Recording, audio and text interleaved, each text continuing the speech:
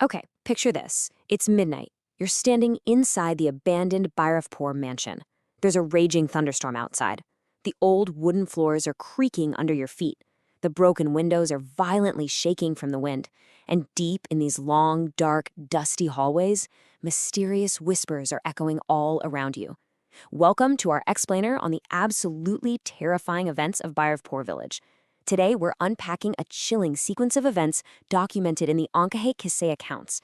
We're going to look at how an isolated supernatural presence basically turned into a living nightmare for an entire community. So the whole thing starts with this one simple, deeply unsettling premise. What happens when the darkness actually starts following you home? I mean, we aren't just talking about a creepy location that you can visit, get spooked by, and then just run away from. No, we're talking about a terror that literally latches onto you. A presence that's waiting in the dark corner of your own bedroom when you finally think you're safe. And as you'll see, the villagers of Bhairavpur learn the hard way that leaving a haunted house doesn't always mean you've escaped the ghost. And that brings us to the core concept of today's explainer, which is ahat. Now that literally translates to the approaching sound of footsteps. But in the context of this specific village, it evolved into something way, way more sinister. It wasn't just a spooky noise. It was a physical, psychological, supernatural pursuit, like an unseen entity relentlessly tracking its victims down. It's honestly a brilliant, terrifying concept, a fear that's purely auditory, always approaching, and entirely inescapable. Let's dive right into Section 1, the spreading terror.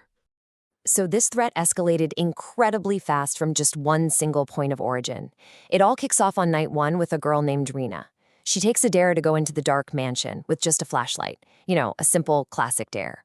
But it ends with her hearing heavy footsteps coming right at her in the dark. But the crazy part? The terror didn't stay inside the mansion. By night 2, Raghu the barber was being followed near the village pond. Night 3, Savita gets a terrifying visitor in her private courtyard while she's just trying to light a lamp. And by night 4, Amar the bus driver realizes he's suddenly not alone in his empty vehicle.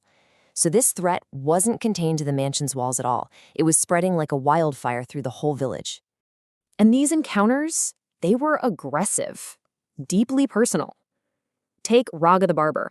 He's confronted in the barrack by this white entity with glowing green eyes, and it just whispers to him, "Raghu, your time has come, you won't escape." Raghu was completely driven to madness by this. The very next day, the villagers found him totally unhinged, just rambling over and over that the Ahat was coming to take him away. The psychological toll on these people was immediate, and it was devastating. But here's where it gets really interesting. The entity wasn't a one-trick pony. Its manifestations were totally customized to unnerve each specific victim. Like Reena, she saw a second shadow on the wall that definitely wasn't hers. Anirudh, who was this highly skeptical schoolteacher, he started hearing whispers in empty streets and heavy boots right behind him. Savita saw a terrifying woman in a black sari with scattered hair. Amar, he saw a faceless man in white clothes in his rearview mirror. It was this relentless entity that could literally shapeshift to maximize your specific terror. Naturally, the villagers were desperate, right? So they try to fight back with spirituality. They send in Mohan, a local priest, to go cleanse the mansion. But even that failed, and it failed dramatically. While he's there, chanting his mantras, these heavy iron chains just start moving completely on their own.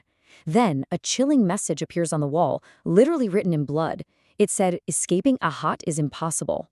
Mohan just drops his prayer beads and runs back to the village in total panic. The entity was basically making a statement here. Human rules and holy words do not apply. Which brings us to Section 2, the skeptic's encounter. Now, the police officially get involved. They send in DCP Arvind to investigate all this village panic. And Arvind is a man of pure logic, total scientific skeptic. He literally laughed off the rumors, calling it all local superstition. But when he actually walks into that ruined, stormy mansion with his flashlight, well, everything changed. Out of nowhere, heavy footsteps start echoing on the stairs. He turns around. Nothing's there. But then he feels it, the undeniable physical weight of an unseen hand resting heavily on his shoulder. His entire logical worldview crumbled in about 2 seconds. And right after that hand grabs his shoulder, the unseen entity whispers directly into his ear, "If you want to know the truth, go to the basement." This is such a fascinating turn. The supernatural force wasn't just trying to scare the investigator away. It was actively guiding the ultimate skeptic down toward the mansion's deepest, darkest secret. And that leads us to Section 3, Descending into the Dark. At this point, Reena, Anirudh, another teacher named Ankit, and DCP Arvind, they all realize running is totally futile. They have to face this together, right at the stroke of midnight. First, they push open this massive, rusted iron door at the back of the mansion. The stench that hits them is horrible. You can just picture this terrifying scene. A terrified young man leading the way down into the basement with a flickering lantern, creeping through the cold, damp darkness.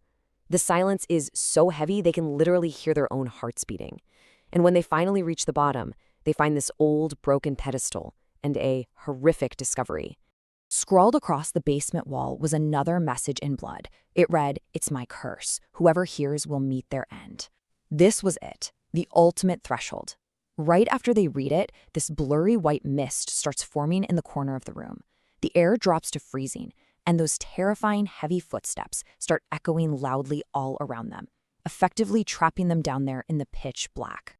Then, the mist actually spoke, revealing the true origin of the Ahat. It turned out to be the ghost of Lolita, the original owner of the mansion from 100 years ago, and her story is incredibly tragic.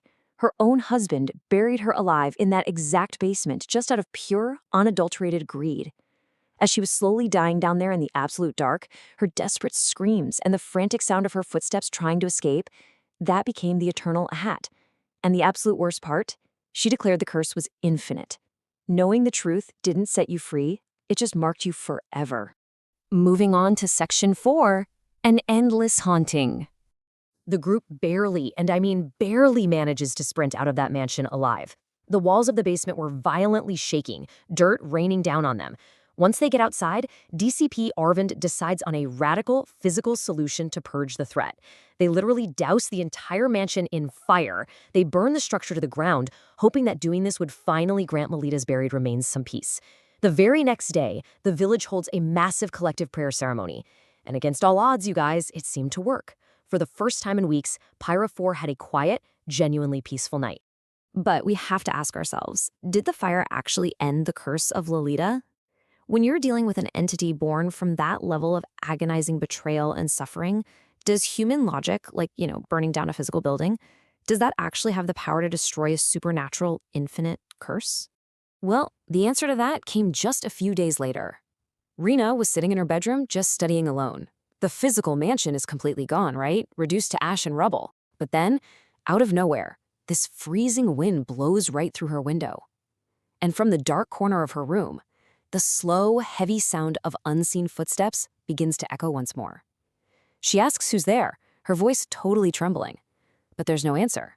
Just the Ahat stepping closer. And that leaves us with a genuinely chilling final thought. The mystery was solved, but the footsteps never stopped.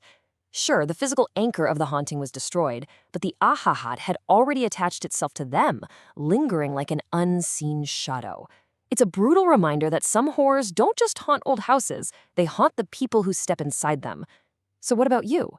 If you were sitting there right now and you suddenly heard a strange, heavy footstep in the dark right behind you, would you be brave enough to turn around and look? Thanks for joining me on this explainer, and remember to keep your eyes and definitely your ears open.